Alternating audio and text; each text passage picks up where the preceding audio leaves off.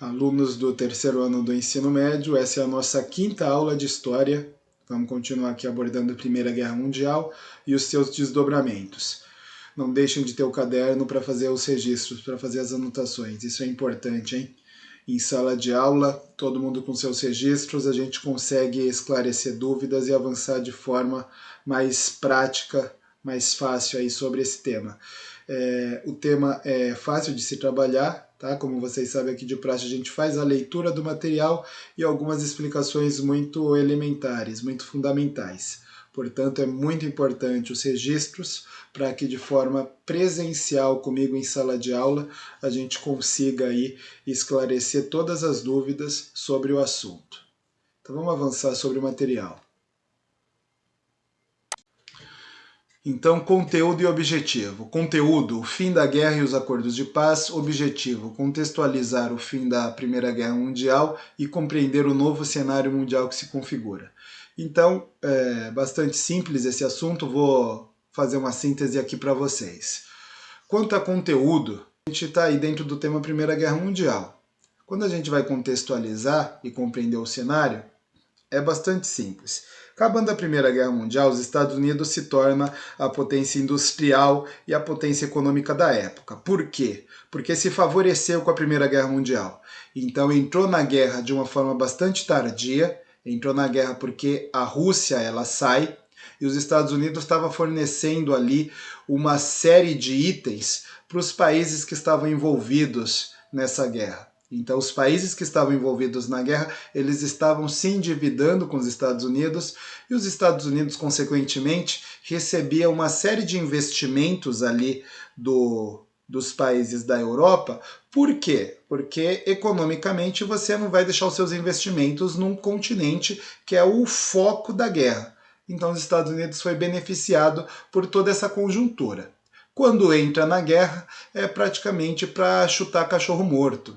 Então entra ali substituindo a Rússia dentro da Tríplice Entente, entra ali apoiando a Inglaterra e a França, já para fazer um fechamento de uma guerra que já tinha se prolongado muito.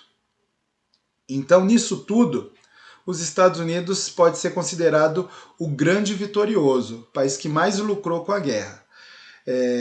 A Alemanha vai ser o grande derrotado, porque no momento de fazer o tratado de paz, a França, principalmente, vai exigir que o Tratado de Versalhes, que é esse tratado de paz, ele seja bastante punitivo.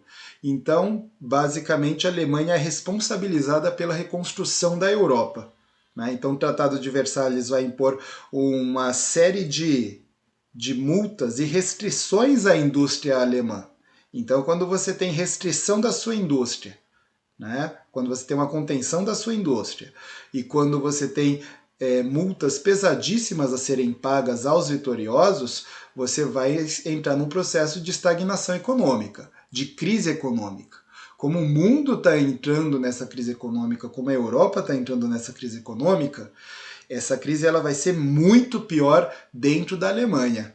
Por isso vai gerar ali na região um sentimento de revanchismo, aquele sentimento de que ficou muita coisa não resolvida ali da Primeira Guerra Mundial. Tá? A Rússia, como eu citei ali no início, a Rússia ela se retira da Primeira Guerra para resolver o problema interno, que é justamente o quê?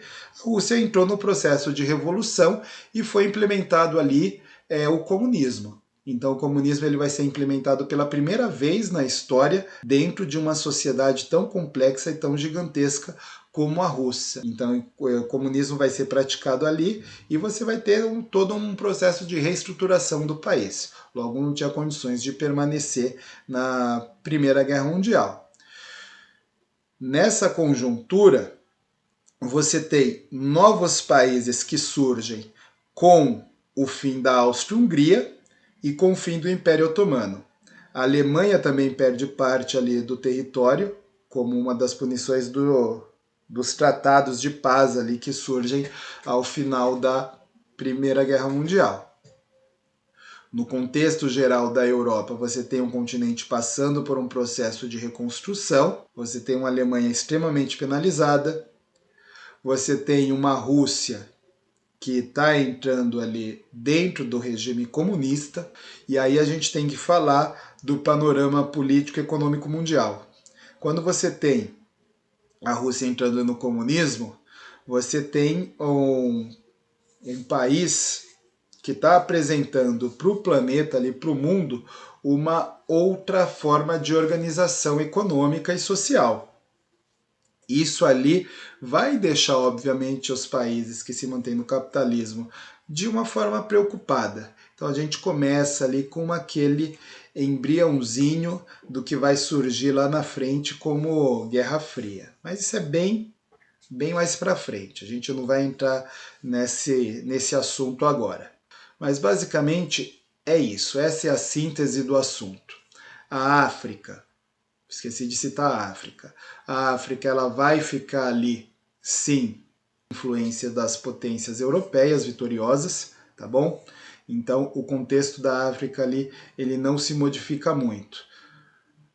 Então vamos avançar agora sobre o conteúdo. Essa daí é uma síntese que eu fiz para vocês referente a tudo que vai ser lido daqui em diante. Aqui a gente tem o pedido de análise do material que está sendo apresentado. Então observe os mapas atentamente e desenvolva o que é proposto. Cite uma mudança representada nos mapas, justifique as razões dessa mudança. Então são dois itens, item A e item B. Então, citar mudanças representadas nos mapas e justificar as razões dessas mudanças. Aqui os mapas são de antes da Primeira Guerra Mundial e depois da Primeira Guerra Mundial. Eu vou aqui trocar, modificar algumas coisas. Então, nessa questão aqui, onde todos falam, tá? Então, esse é um momento que a gente vai fazer pessoalmente em sala de aula, vamos ter momento para isso. Deixa eu já tirar isso daí. E aqui a gente vai ver algumas modificações nesse mapa. Peguei aqui a caneta vermelha. Então é o seguinte, aqui a gente tem na região da Alemanha, Áustria-Hungria, vou apontar aqui essa região do Império Russo, melhor, essas regiões, ok? Vou apontar aqui a região da Romênia também, onde a gente tem a região da Sérvia e Império Otomano. Então são os pontos ali de modificação. Tá? Deixa eu fazer outro pontinho aqui nessa região do Império Russo. Observem que isso aqui é a configuração da Europa pré-Primeira Guerra Mundial. Então a Alemanha é um país extenso, Áustria-Hungria, então ela reúne num mesmo país povos de origem eslava e de origem germânica. Então você tem ali um conflito interno de nacionalidades nesse país. Tá? O Império Otomano já estava em crise, vai se desmembrar em outros territórios. Então, e aqui nesse mapa a gente vê como que ficou isso. Vou fazer os mesmos pontinhos aqui em vermelho. Então, ó, surgiu a Finlândia, surgiu a Estônia, Letônia, Lituânia, Polônia, ampliação da Romênia. A gente tem aqui na região onde tinha a Sérvia, a gente vai ter a Iugoslávia, né, que vai pegar parte do Império Austro-Húngaro, né, vira uma expansão da Sérvia também. O Império Otomano, aqui eu estou falando da parte europeia, vai virar a Turquia. A Alemanha vai ter o seu território limitado, restringido, né, reduzido. Aqui, ó, a Tchecoslováquia vai surgir aqui nesse espacinho, essa faixa central. Olha a Áustria como ficou, um país bastante reduzido. Tá? Então, essas foram as principais modificações nesse mapa. Como vocês já observaram aqui, a gente já está falando não mais de uma Rússia, mas a gente está falando da União das Repúblicas Socialistas Soviéticas. Então a gente está falando da União Soviética. Aqui eu fiz uma ampliação do primeiro mapa. Então antes da Primeira Guerra Mundial. Aqui Alemanha, Áustria-Hungria e Império Otomano. São os locais das principais modificações. E aqui onde a gente tinha a Sérvia, tá? Isso aqui também vai ser transformado em outros territórios. Então, quando o Império Russo se retira da guerra, ele faz um tratado onde ele abre mão de várias regiões para a Alemanha. Então, abre mão de influência nesses territórios e aí você vai ter o surgimento de outras repúblicas. Isso foi um acordo que o Império Russo fez para sair da guerra. E aqui no pós-Primeira Guerra Mundial, vamos dar uma olhada no cenário novamente. Olha lá o que eu disse. Então, territórios que foram cedidos pela Rússia. Aqui, parte do que foi perdido pela Áustria-Hungria. Então, não tem mais Áustria-Hungria, tem Áustria aqui, Hungria aqui, ampliação da Romênia. Tem aí o surgimento da Polônia também pegando parte do que era a Alemanha. Iugoslávia, que surgindo onde estava a Sérvia, onde você tinha parte do Império Austro-Húngaro. E aqui, ó, na parte europeia do Império Otomano, a gente tem a Turquia. Vão ter outros territórios aqui que a gente vai abordar mais para frente.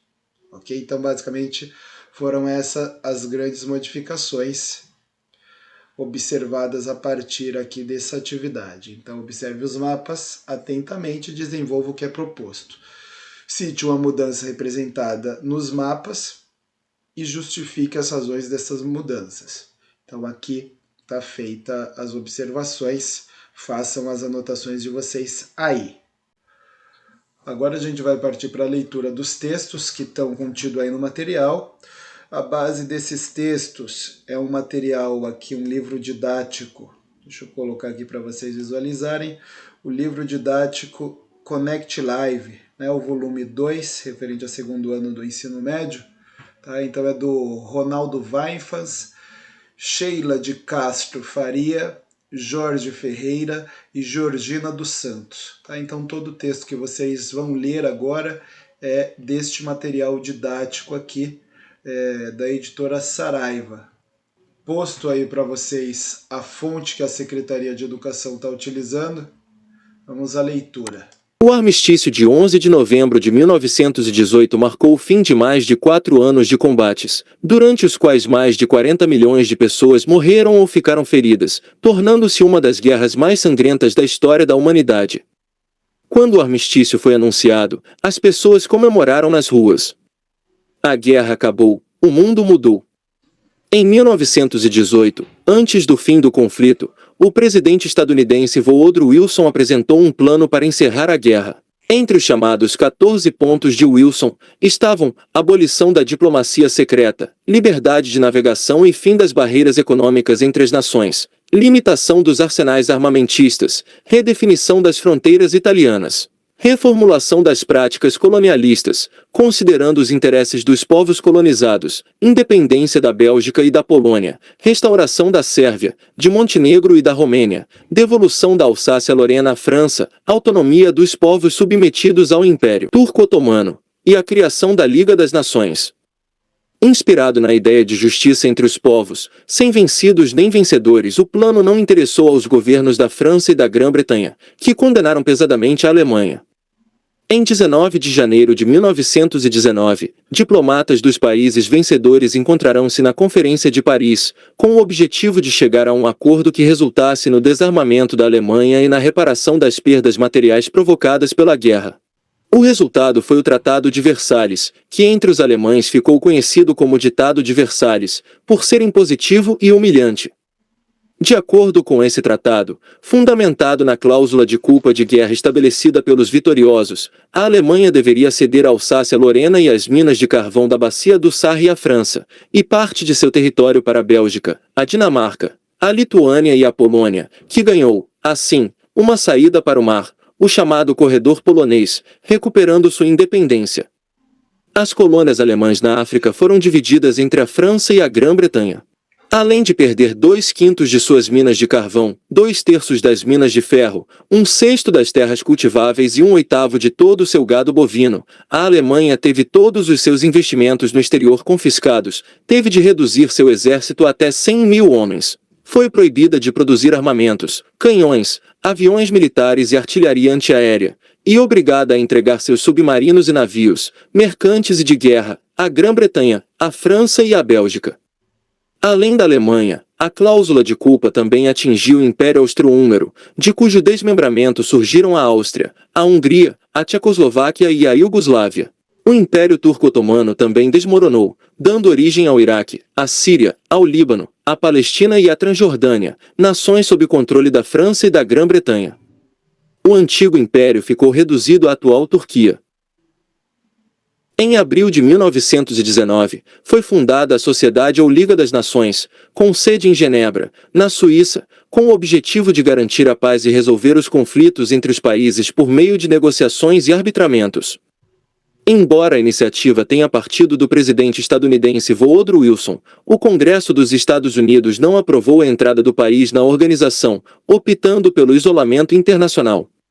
O resultado final da guerra. As consequências da Grande Guerra foram trágicas. Calcula-se que cerca de 10 milhões de pessoas, entre militares e civis, morreram no conflito. Desse total, aproximadamente 1 milhão de alemães e 1.500.000 franceses, a maioria com menos de 25 anos de idade. Milhões de mulheres tornaram-se viúvas, com filhos para criar. Os países europeus que se envolveram no conflito saíram economicamente arruinados, sobretudo a Alemanha. Até a Grã-Bretanha, com todo o seu extenso e rico império colonial, deixou de ser a grande potência do mundo. A partir de então, os países da Europa conheceram o declínio econômico. Os Estados Unidos, que se industrializavam a passos largos desde fins do século XIX, aceleraram sua ascensão econômica, com os lucros advindos da venda de mercadorias e do fornecimento de empréstimos para os países envolvidos no conflito, principalmente os da Tríplice Entente. Com o fim da guerra, assistiu-se ao declínio dos ideais liberais em boa parte da Europa. Enquanto a democracia liberal sofria fortes críticas, as ideologias autoritárias de direita e de esquerda começavam a ganhar prestígio. Como resultado, as décadas seguintes seriam marcadas pelo confronto aberto entre partidos nacionalistas radicais e partidos comunistas vinculados à orientação soviética. Mas esse é um assunto para os próximos capítulos. Aqui já estamos próximos do fim desse material e aí já se pede que vocês façam alguns registros. Então vou dar 5 minutos para que vocês façam os registros, tá? A partir da análise dos mapas e das informações trabalhadas em aula, procure apontar fatos, acontecimentos e determinações que desencadearam a fragmentação do território europeu. Então são 5 minutos aí para que façam registros, façam as suas anotações com base aí nos mapas que foram apresentados, no texto que foi lido, tá bom? Quem tiver síncrono comigo aqui agora, é o momento que de repente surgindo alguma dúvida pode interagir comigo no chat.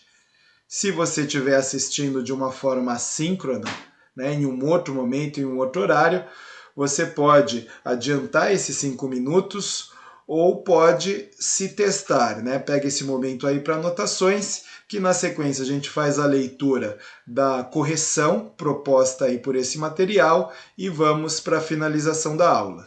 Então vou colocar o cronômetro aqui, 5 minutinhos a partir de agora.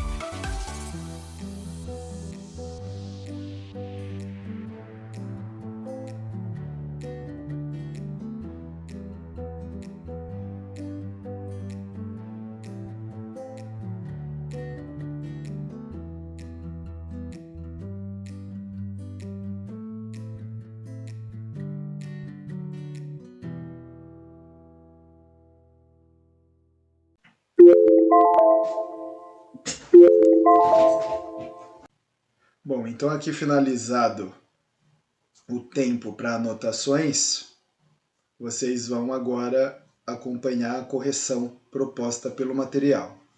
Correção. Após o término da Primeira Guerra Mundial, o colapso de impérios e a fragmentação em diversos Estados-nações foram uma das consequências mais significativas do conflito. Alguns dos impérios mais impactados incluíram o austro-húngaro, o otomano, o russo e o alemão.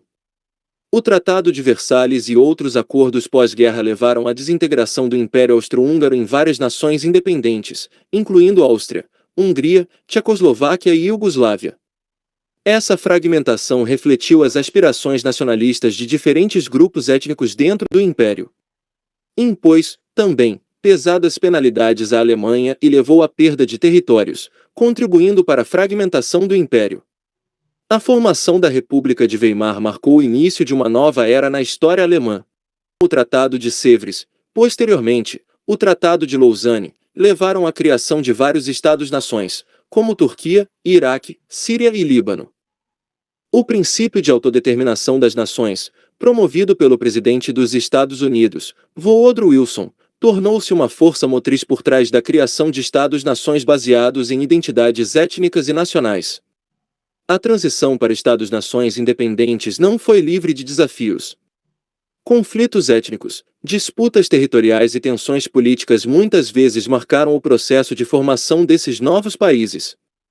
A fragmentação de impérios e a ascensão de Estados-nações redefiniram o mapa geopolítico mundial, criando novos desafios e oportunidades para as nações recém-formadas, ao mesmo tempo em que estabeleceram as bases para eventos futuros, incluindo a Segunda Guerra Mundial.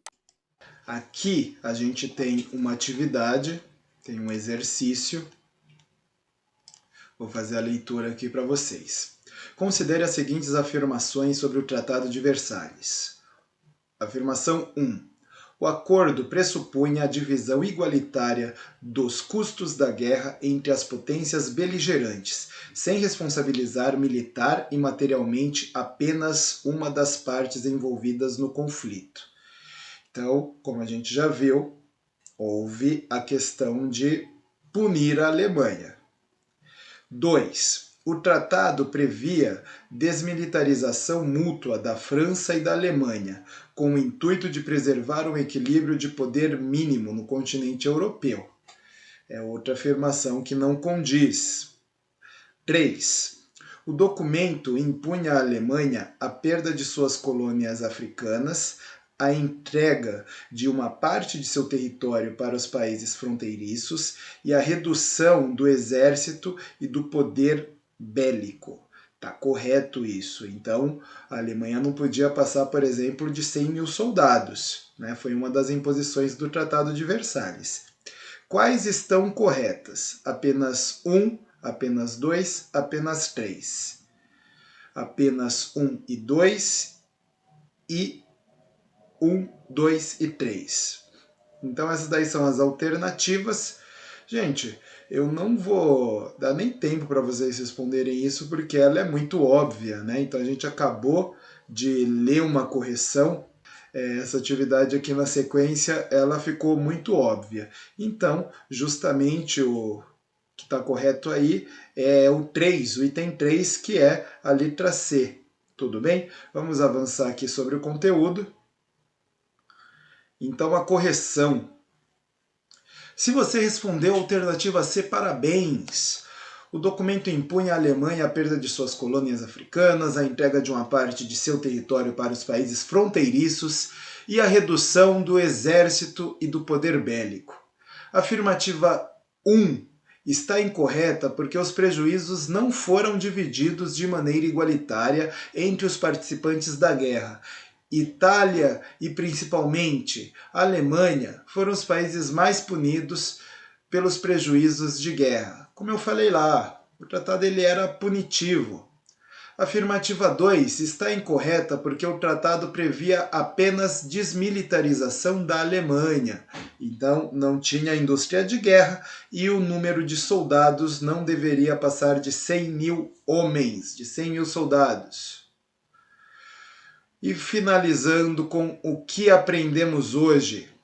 contextualizamos o fim da Primeira Guerra Mundial e compreendemos o novo cenário mundial que se configurou após o fim do armistício de 11 de novembro de 1918. Bom, então aqui a gente finaliza a aula de História. Encontro vocês em sala de aula. Vamos explorar mais esse assunto. Tchau, tchau. Até a próxima.